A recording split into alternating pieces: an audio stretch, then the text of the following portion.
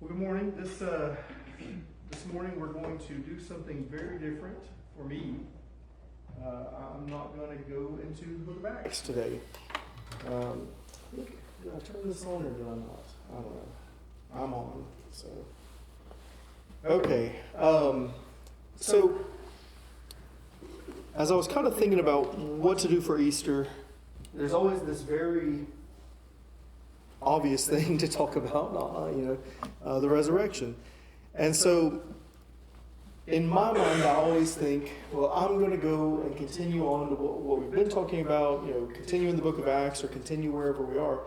And this week I was thinking about it and I began to be a little bit convicted.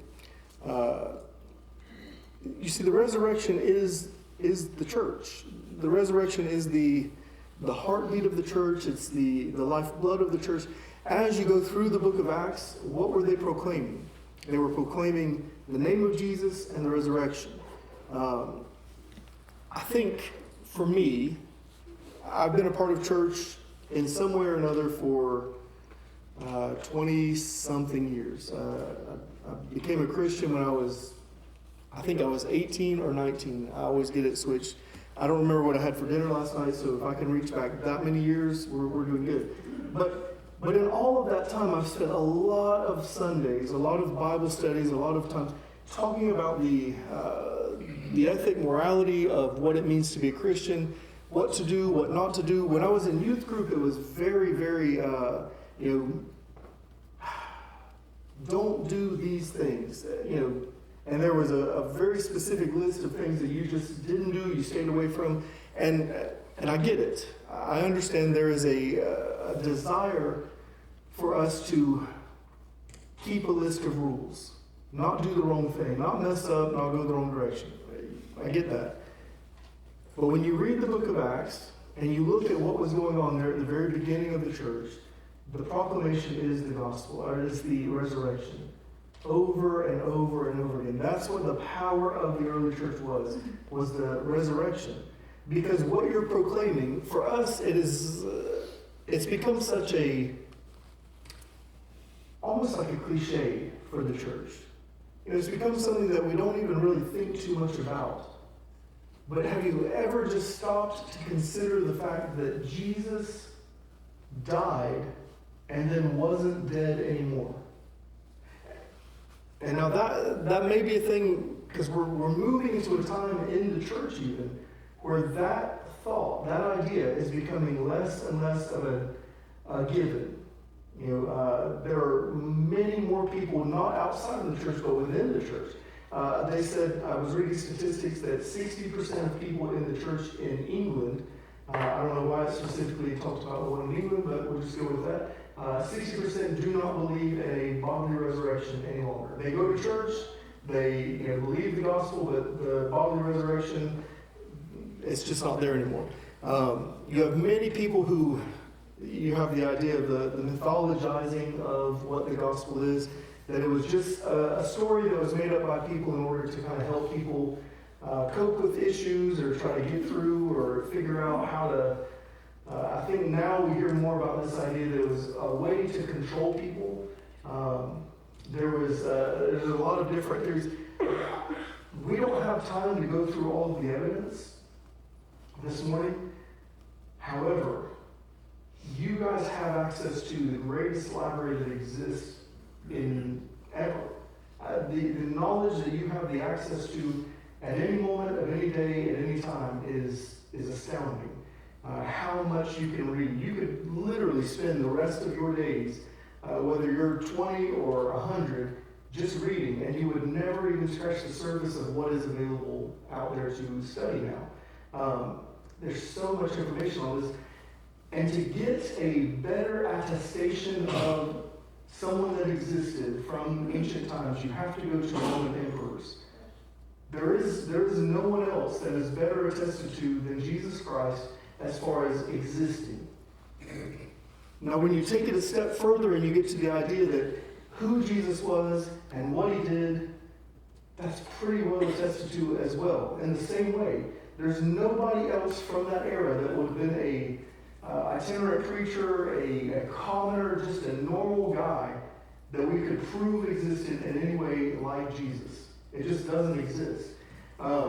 You really do have to get into the realm of incredibly famous, emperors, people that had thousands and thousands of people that were attending to them every day, people that left written works, in order to figure out something or find somebody that's more attested to or more known.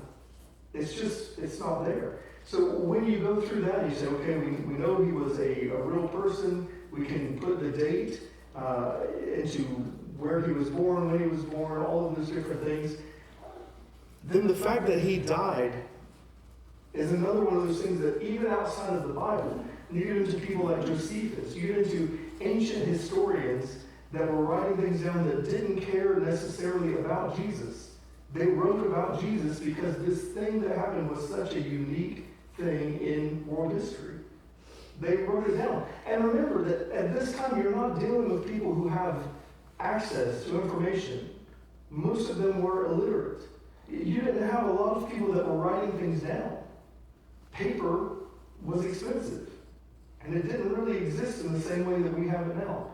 How many of you could go in your house right now and find 500 Post-it notes or little sheets of paper or an envelope? You ever consider the fact that we mail our mail inside of paper?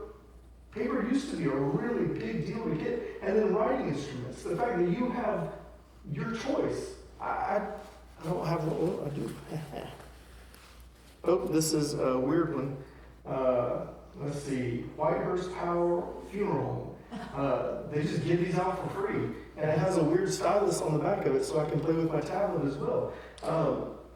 This is something that is, very modern. Just go back a couple hundred years ago and you were writing with what? You get two. You're writing on stone. You get back, you're writing with quill and ink. It's this, the way that technology and the access to information that we have now is so different and unique in history. So when you go back to this time and they're trying to, look at this, you're looking for fragments and parchments and tiny little pieces of information to be able to make these claims. And they're finding them. They're finding more and more, the more that they are sifting through and knowing what to look for and where to go and all of those things. They're finding more and more of these places where they can find. To you and me, it looks like not much of anything. Just a couple of letters on, or some kind of writing on a little fragment of parchment. But when you start to match these things up, and you have people that are spending their entire life, every day, that's all they do, is sit and put these puzzles together. How many of you do puzzles? Maybe our family does puzzles, and I hate puzzles. I do it for like 5 minutes, and I find a couple pieces, and I'm like, this is no fun anymore. I don't like it. As soon as the edge is done, I don't want to do any more puzzling. It's just not fun. You ever watch some people do it upside down, or they do the all white or all black puzzles? I'm like, y'all don't like yourselves. But there are people that sit and that's what they do. They put these fragments together in order to see and understand what these historical documents were. And then they match them up from one to the other. That is why as you read the Bible, that you can go and read something from the King James Version, from the 1611, and then you can go and read it from a different place in the English Standard Version. And the two ways that it's written are going to be different, but it's the same thing. It's not a whole different, one says this is black and the other says it's white. It's the same thing, it's just written in different ways. That's why we have these things, is because people are devoted to looking for it and finding it. And we're finding more and more information every day. As you get into this resurrection idea, it's a weird thing. We've talked about this a little bit, but it's a really weird thing. There are people that are recorded in the Bible to have been resurrected. You got Lazarus, you got the little girl, it was Jairus' daughter. You go into the Old Testament, you have some of those things that happen, but it's rare even in Bible where this is recorded specifically for that. It's a rare thing. But all of those resurrections were a resurrection to what? Like, they didn't live forever. They lived for a certain time after that, and then they died again. You ever think about, like, at the cross, at the resurrection, and then you have all these people that show up and are just walking around and talking that were dead? It's a weird thing that you're reading. Don't let it become a cliche to you. Don't let it become so used to it that it's like, it's just what the Bible says. Think about it deeply, what it would be like for you to experience those things. When you see that resurrection of all of these people that were in the tombs coming out and proclaiming the goodness of God and what He's done, understand that that's like the first fruits. He's showcasing this is what it will be like one day, that we'll all rise. We're all going towards this resurrection idea. What would that look like literally? Maybe you guys you don't do the imagination thing all the time. Like my brain it gets away from me with all of this. But just imagine what that would be like to see. It would not be, necessarily, depending on how it goes, maybe not super pleasant. Kind of weird, right? I love how the Bible doesn't strip things away from, it doesn't make everything PG. It lets you see the weird parts of what's going on. We're going to talk about that just a little bit as we get further in here. But I just wanted to take a week and go through the Passion Week, right? Go through the events that led up to the crucifixion, and then beyond that just a bit. Just to take a moment, think through it. It's something that we're all familiar with, but it's the thing that you have as a follower of Christ to proclaim. If all that you are standing on is, if you come to church, you'll quit drinking, or you'll quit having such a hard time with that thing, or you come to church and you clean your life up, or you get better. I'm just telling you, that only goes so far. If all we have is a moral imperative, that's it. We become nothing more than a voting bloc. We become nothing more than a social club. Just a good news group that, hey, it's fun. We come here, we take care of each other, we like each other. That's all beautiful stuff, but unless you have the resurrection, you don't have a whole lot. This whole thing hinges on whether or not the resurrection is true. So if we start back on Sunday, the Sunday before the Sunday, Palm Sunday, you have the triumphal entry on Palm Sunday, and this marks the beginning of what we would call the Holy Week. This is Jesus coming in through the East Gate on a colt. There's certain things that you've heard so many times, and I'm sure that as you hear it, it kind of jogs your memory brain. You can remember people talking about this or that. But this is a weird thing, because the Messiah, there were lots of people that were claiming to be the Messiah. I mean, this was not an abnormal thing. There were tons of people, that were saying different things like this. The resurrection is what makes it a claim that makes sense. But in this moment, you have Jesus going through the gate, and he's riding on the colt of a donkey that's never been ridden before, right? That's the whole point of this. And the picture of a Jewish person would be a conquering hero coming in on a war horse, kind of kicking down the doors and saying, like, let's make this happen. The thing that the Roman world was the most afraid of was rebellion. When you understand that you're outnumbered, if you are part of a group of 1,000 that is controlling 1,000,000, what happens if that 1,000,000 people decides, we don't really like you guys anymore that much, and we don't want to, submit? They can take you out, right? You can send as much as you want, but they're eventually going to win. And it's going to cost you a lot of money to quell that. So the Roman world, that's why they thrived on just barbarity, right? The punishments were very severe.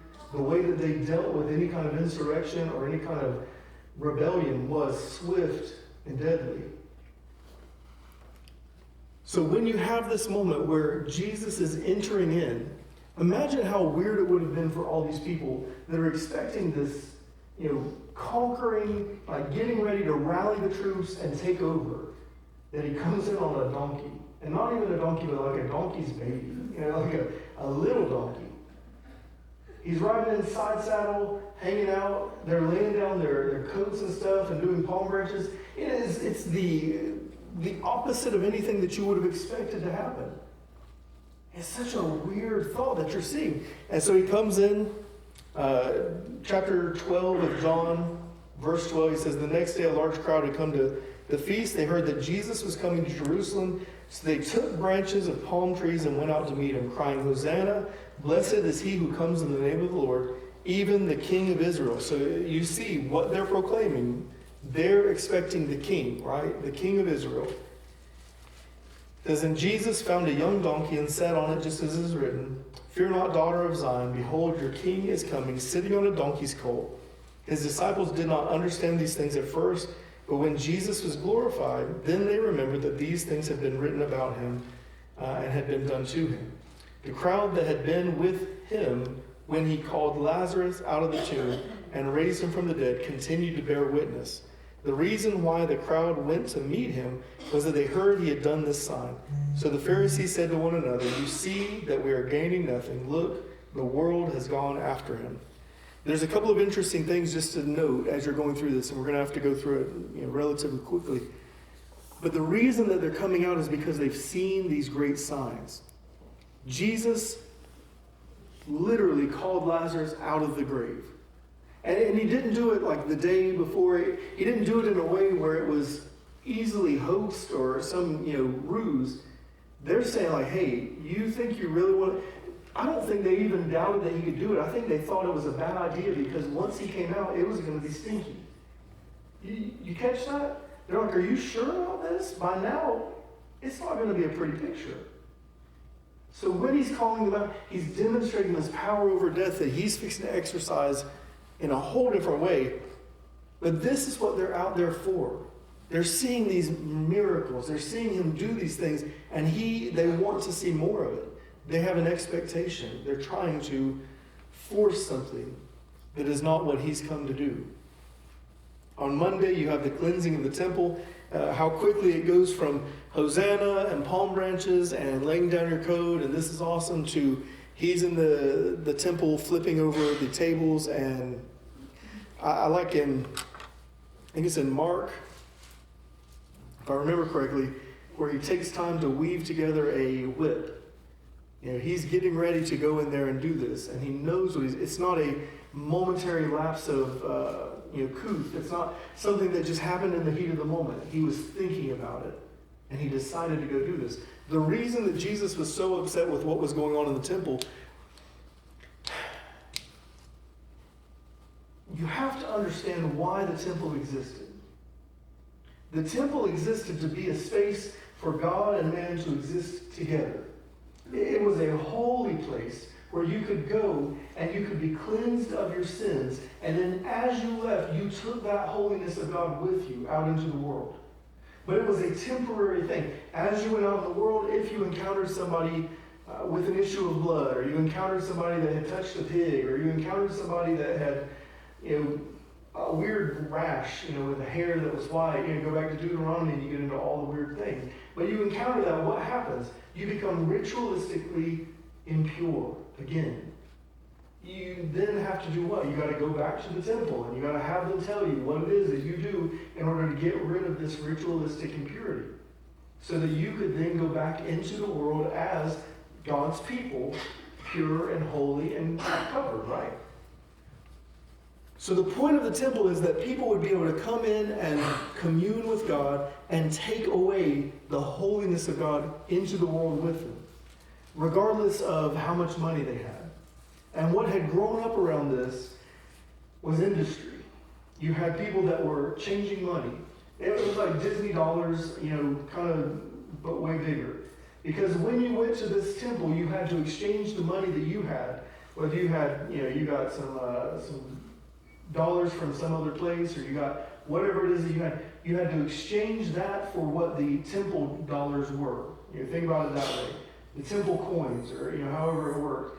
You had to exchange the money for that. And you would exchange it not for 1-to-1. You would exchange it at an extortive rate. And then you would have to take that money and you would have to buy a sacrifice that was deemed pure and clean. And you would also have to pay for that with that temple money at a high rate, much more than you would buy it. It's like when you go to the movies, you're like, I can get a box of Reese's Pieces for $2, but at the movie theater, it probably now it's like $9. It's the convenience fee. So you have these people that are exploiting everyone, but especially the poor. Because poor people could not afford these things. They couldn't just go and pull it out of the bank and say, okay, you got me. I got to do it this way because that's the way it is. So he's upset because it's not simply that they're taking God's house that exists for this one thing and they're using it as a place of commerce. That is a bad enough thing, right? If you come into the church and you're wearing a sandwich board thing advertising your business, you probably, you should be self-aware enough to this was a bad idea. I've made a huge mistake. Turn around and, go out. This isn't the place for that, right? But that's not the main thing here. It's not don't sell Girl Scout cookies at church kind of situation. This is, you're taking the thing that exists for something that is holy and other, and you're creating it into something that is dirty and gross. You're making the very holy place of God an impure thing because you're using it improperly. So he goes in and he flips the tables. Apparently he whips some people, which, man, kind of a cool thing to see. Everybody has this picture of Jesus and he's, walking around and everybody's coming up to him and he's like, be healed, my child, And then to see that guy pull out a whip and start hitting people with it and driving them out, man, I kind of dig that. That's kind of cool. I like both, but that second aspect of taking care of business in that moment is pretty cool. So he's taking away this profit. He's destroying the exploitive nature of what the temple is. There's so much more that could be said about that, but just we'll stop there for a moment. I wrote they had taken the holiness of the temple and turned it into a theme park. Tuesday is the teaching at the temple and then the Olivet Discourse. So you have Jesus being questioned by the religious leaders, basically asking him all kinds of questions to try to trip him up. And then they retreat over to the Mount of Olives and he continues to teach his disciples. One is a public-facing, hey, this is for the religious leaders. And the other is more of a private-facing, more like an intimate situation where it's just his disciples and his people. The one that is towards the religious leaders is pretty contentious. Jesus isn't really digging at them, you know what I'm saying? But as they're asking him questions, and then he asks him a question back, if they won't answer his question, he's like, neither shall I answer you either. I want to do that so bad. I want somebody to ask me a question that I don't want to answer. And I want to be able to just be like, well, here's my question for you. And they don't want to answer that question. It's like, well, neither shall I answer you. It's just such a Uno reverse thing, That's a husband and wife argument right there. You're like, what did you spend this money on? And like, well, what did you spend that money on? And you both are just like, never mind. We don't need to talk about this anymore. Let's just forget it.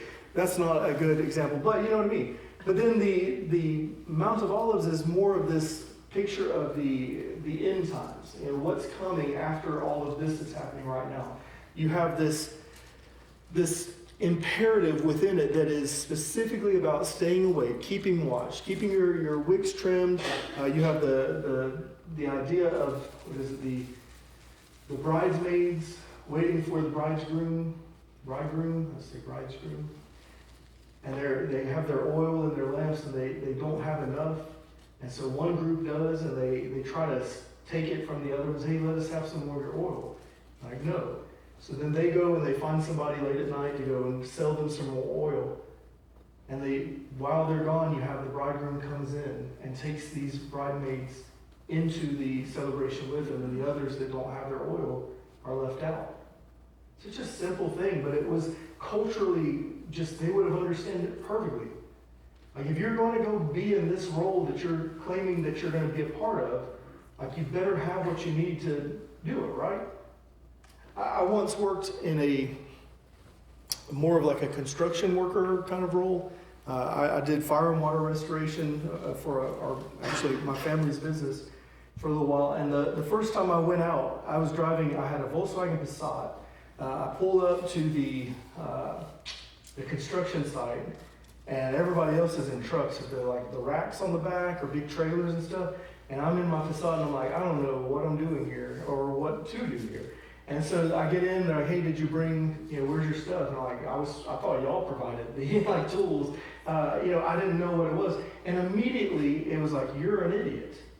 You showed up at this thing to do this job and you didn't bring anything to make that happen, right? It doesn't make any sense. Jesus is telling his disciples, like, stay ready, stay prepared. Be ready for the moment when I'm going to be back. Don't live this life in this slippery way where it's just like, it becomes just about me, and it just becomes about what it is, and we're probably not going to ever have to experience that or worry about it. And, it's like everything else. You have people all around us right now, they're saying it's the end of the world, and there's end of this, and the government's going to collapse, and all the banks are going to run out of money, or, all this stuff. Buy gold. That's what you hear, the refrain, right? Every email, everything. Buy gold, buy gold, buy gold. Guess what you can't do with gold? Eat it. You can, but it's got to be real thin and on some chocolate. But otherwise, it doesn't taste very good. You have this idea, like staying ready in such a way that doesn't make a whole lot of sense. But what Jesus is saying here is like, stay ready, because there is coming a day where I will be back. Be ready for it. That's what he's telling his disciples at this, Tuesday. Wednesday, you don't really have anything specific other than Wednesday is the day that Judas meets with the religious leaders to agree to betray Jesus. This apparently is the day that Jesus also was anointed at Bethany, where they break the box of very expensive ointment. It seems like, as you're reading through it, it seems like Judas was already set up to do this thing, to betray Jesus. But that moment was probably a moment that kind of pushed him a little bit further into that. He was like, see, this is what I need to do. Thursday, you have the Lord's Supper and the arrest. Thursday, you have this thing that we still do now, that we look back on. The institution of the Lord's Supper, the communion that we have with God, the table that we share with him, where we take the bread and the wine and we use it as a demonstration, as a remembrance of what he's done for us. This is the day that is instituted with his disciples. He takes them out into the garden to pray at Gethsemane. He stays awake and prays. They all take naps because, maybe it was just that they had the wine for we use the little cups. Maybe they were using big cups. And so they're falling asleep one way or the other. Jesus is praying. After this, you have the moment where you have the arrest. Judas shows up. They bring in the people. There's, depending on how you look at it, there's a lot of stuff that's going on in that moment. You got some ears getting chopped off. You have this desire to kind of use violence to meet violence. And Jesus turns right away from that. You see, he understood something that I think the disciples, even at this point, they didn't really get. I think that he was trying to show it to them with the raising of Lazarus, right? This thing that, it's what we've talked about all throughout the book of Acts, this lever that the world pulls called death. The way that the world governments enforce their will is by violence and by death. Ultimately, you know that if you do not do what you're supposed to do with the government, what happens? If you don't pay your taxes anymore, what are they going to do to you? Eventually, you're going to jail. I mean, let's just be real. They probably aren't going to kill you for that. I don't think that's ever happened. But you probably are going to jail eventually.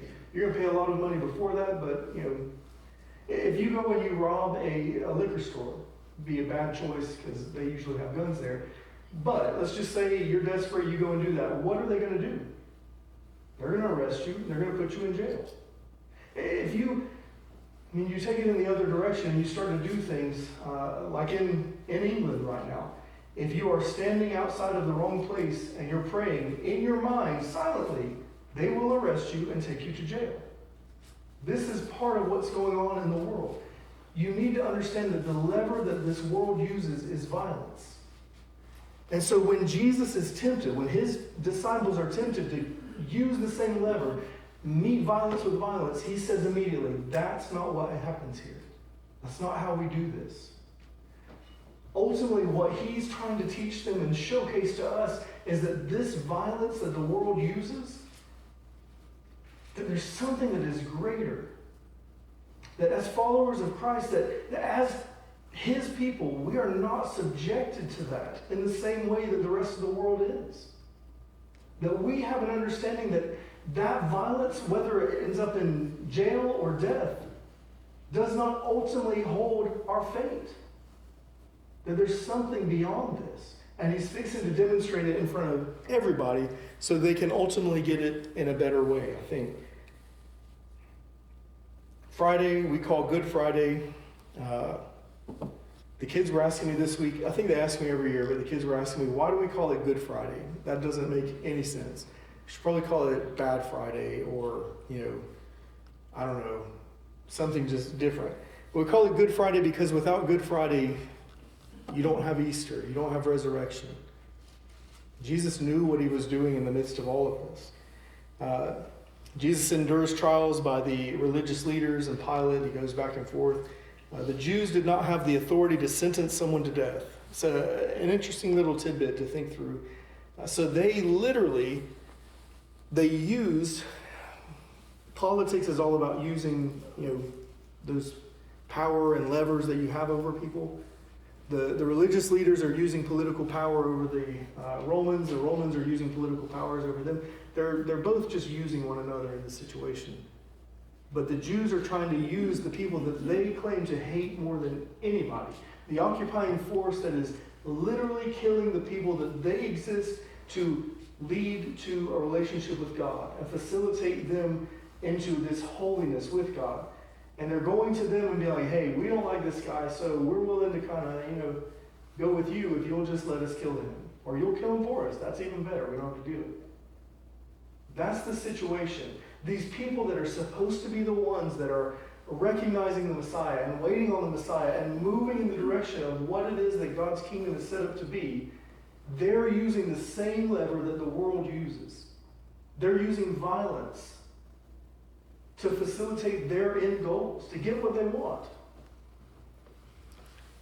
So you have these trials. Says Jesus he's beaten and mocked. This included scourging.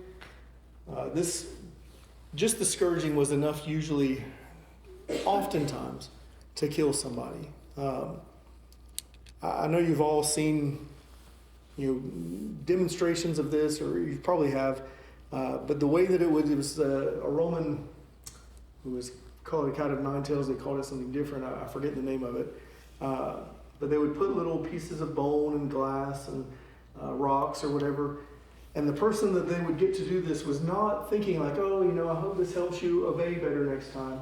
It was somebody that literally hated your guts just because you existed. Understand that the Romans did not look at the Jews as being just, other people that existed. They looked at them as being beneath them and below them, barbaric and stupid. So when they were doing this, they're taking out their frustrations on this person that they're whipping. And as they would whip them, the tendrils of this whip would wrap around and it would rip and expose the actual, the muscles, the nerves. And they would continue on like this. So the scourging was oftentimes enough to, you didn't make it past that point, but if you did,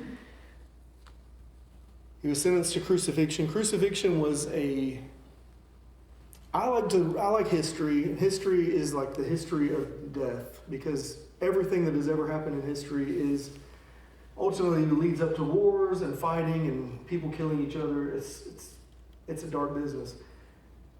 But as you go through history and you look at the ways that human beings have figured out to harm one another and to torture one another and to ultimately kill one another, crucifixion it's on up there. It's a torturous, shameful, long way to prolong someone's suffering and shame as long as you can.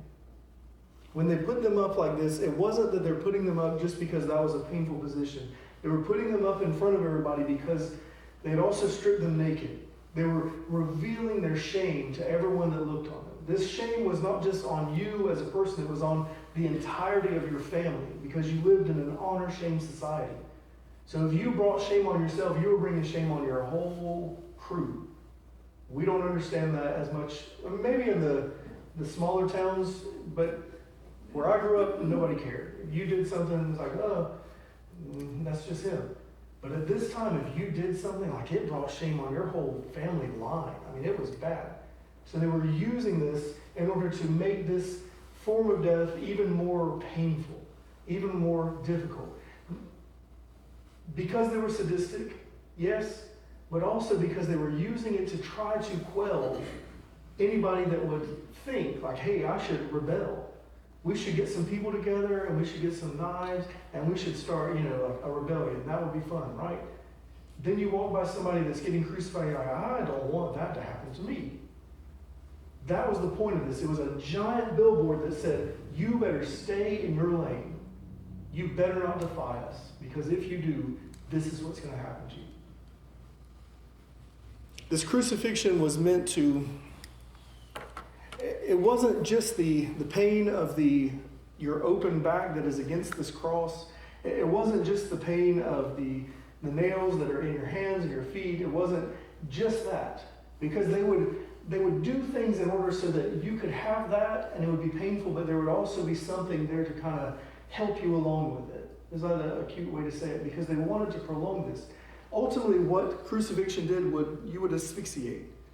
The way that you would be hanging there by your arms with the support of your legs was, it put you in a position that in order to breathe, you would have to push yourself up to take a breath in. And then you would let yourself back down. And as you're doing this and your heart is continuing to pump harder and harder, the fluids would build up in the pleural space and you would eventually more or less drown. That's why when they came at the end of the time that they're supposed to be on the cross, this merciful thing that they would do is take a sledgehammer and break both of your legs so you could no longer push your body up in order to take breath, and you would just expire more rapidly. It was an awful thing that they did, that anybody would do to another human. But to consider the fact that the humanity took the God of the universe that had laid aside the glory and splendor of heaven for you and for me, and we put him on a cross, and we killed him in the most excruciating way that you could possibly kill somebody, rebelling against what he has called us to do the entire time. And that makes that whole scene just a little bit more poignant, right?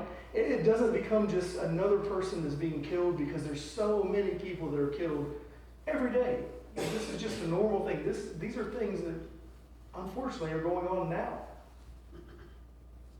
But in this moment, this specific death, man, it was a big deal. There's this idea that's called the swoon theory, that Jesus didn't actually die, he just passed out and then woke up in the tomb later on. It's about the dumbest thing that you could think. Number one, we're going to get to the resurrection in just a moment, but imagine that at the resurrection when they're like, hey, it's like, he's new. Imagine somebody that had just went through all of this. They wake up in the tomb and they somehow move the rock away. What are they going to be needing immediately? If you're sitting in your house and you're watching Jeopardy. It's the evening time, and you're getting the numbers or the letters right. And you're like, yes, this is awesome. And then you hear a loud noise, and you suddenly hear somebody approaching your house. And you look out, and there's been a terrible car accident. This person is mangled up, and they're getting themselves to your house. What are you going to do? Oh, you made it. You look great. No. You're going to immediately bundle them into your car and take them to the hospital as fast as possible. If they pass out and they wake up, you're like, you were dead for a minute, you woke back up, and then you're alive again. Like, we just thought it was so cool. No. They're going to need immediate medical attention. And understand that at this time, it wasn't like you could get hurt and you could die from infection just because it was not a clean time to live. This idea that he would just pass out and then wake up and everything was just it's a very silly thought. So you have Friday, the crucifixion, he's put in the tomb. Saturday, the disciples are in hiding. The religious leaders order and ask that the tomb is sealed. So they want him in the tomb, but then they want to put guards there and kind of lock it down.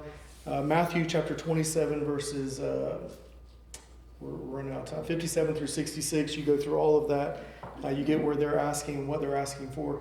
And then you have Sunday is the resurrection. This moment here is the dividing line between before and after, because before the resurrection, death was inescapable. It was the driving force of every decision that you would make was based on this idea of death. I know we don't think about it in that way. We think we're just doing things because we do them. But the reason that you eat, hopefully, some of it is just because things taste good, right? But the reason that you eat is because you don't want to starve, right? If you've ever been in a situation where you're actually, don't have very much food. We don't live in this world anymore in the same way, I don't think. But you go back 100 years ago, you go into situations in this world where people have been in famine and war and all of that. There was the real possibility that you could starve. The reason that you would go and eat the grass that was out in the field was because you didn't want to die. You were making decisions in order to keep yourself alive. Because ultimately, the only thing that mattered to you was whether or not you could survive, you could live. This moment, it takes that ultimate reality and changes it. It demonstrates that there is a power that is outside of the greatest power that we know, which is death, that is over death, that is more than death, that has victory over death.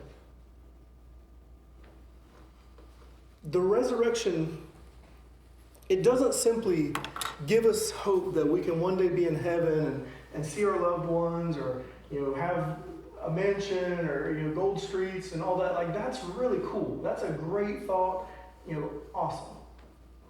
But the resurrection gives you the ability to live this life that you live right now in a different way.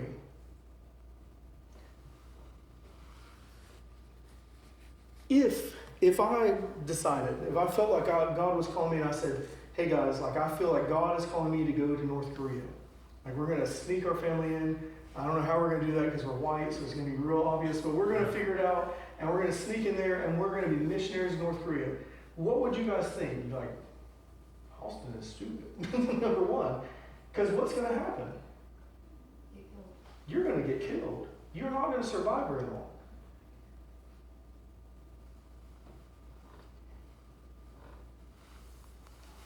If there's something that you truly, truly believe in,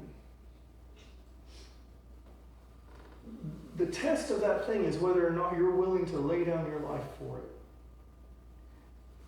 I've thought about this a lot. I think having kids kind of puts you in a position to really think through this. Getting married, I mean, it makes that a real thing. Like, there could really be a situation where I have to, jump in front of somebody or do something. It's weird to think about, don't like it, but whatever. A very real possibility. When you have kids, it like changes that dynamic and that math a little bit more because there's these other people that are dependent on you and thinking about and all that stuff. But the way that you demonstrate how much you love your family and your kids and your spouse and all that is that you have a willingness to lay down not your life just in death, but your life in everything. You're willing to give that away for somebody else. That is a weird thing. We didn't figure that out on our own. There's nobody that would look at you doing that and thinking that this is the only life that you have and say that's a normal thing, you should do that.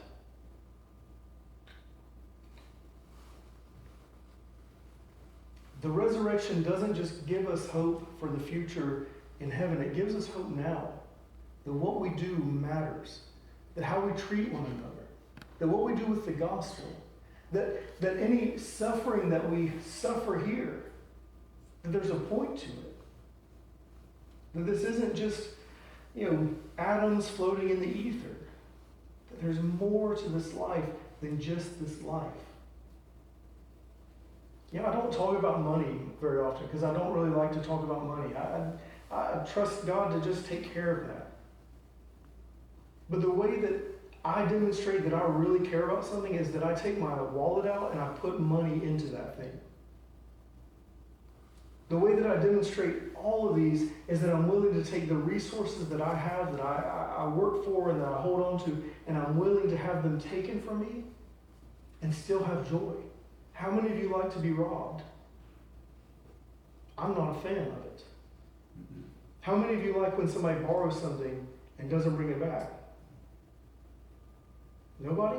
You're not like, yes, this is great. I love to, you steal things from me, we call it borrowing. That's great. We don't like those things. It's not normal. But when we consider that this life is not ultimate, that there's something else that comes after this, that's why you can look at these people in other places that are literally losing their jobs, their money, their health, their stuff. And they're willingly continuing to go forward in it. They're joying, you get into the New Testament, they're joying in the plundering of their goods. That is an understanding that this isn't it. That's the only way that we get to that point. The question for Resurrection Sunday, the question for Easter to think through of the point, I guess, is Jesus' gospel is the proclamation of his victory over the one problem that we all face and that we don't have an answer to. The question that really comes down to this is, what do we do with this? How do you go back to a normal life of just watching Jeopardy and hanging out and just waiting for the clock to run out? How do you go back to that when you have this understanding that there's something that is so much greater and more? How do you see life as being normal again? How do you consider it just to be something that is a resource that you can easily let go of without thinking about? Just watching it fade into nothingness with zero to redeem it. How do you do that? I really think about this all the time. It drives me a little bit on the crazy side to waste time. Because I always feel like I want to be doing something in general. But when you start to think of this, how do you justify frittering away your life on pursuits that don't matter? That doesn't mean never relax. That doesn't mean don't go to the beach and enjoy this world and all that. It just means, is the overarching theme of your life you, or is it him? It is the thing that marks who you are. You getting your way, you having your stuff, you using your time, you getting the things that you want to get all the time and having your goals and your stuff. Or is it demonstrating who he is to a world that is watching and needs an answer to the only question that we all have that we can't answer on our own? It's this death thing. We're all relentlessly marching towards that. What do you do with that? How do you go back to the normal life when you understand that there's a key that unlocks anti-death, the death of death, the victory over death? How do we run into people and not share the good news? How do we live a life that is just for us? That's a difficult question that I'm wrestling with all the time. It's hard. I don't think it's meant to be given an easy, quick answer either. And I don't think it's meant to be something that you come down to the altar and you cry and you confess how you've done that. Like, that's cool. But carry it with you as you go throughout your day. Consider it tomorrow morning. Think about it when you're making decisions about how you're going to raise your kids and live your life and use your money. Think about it as you're making goals for your future. That's the point of it. So the question is, what do you do with this? What do you do with the resurrection? Let's pray.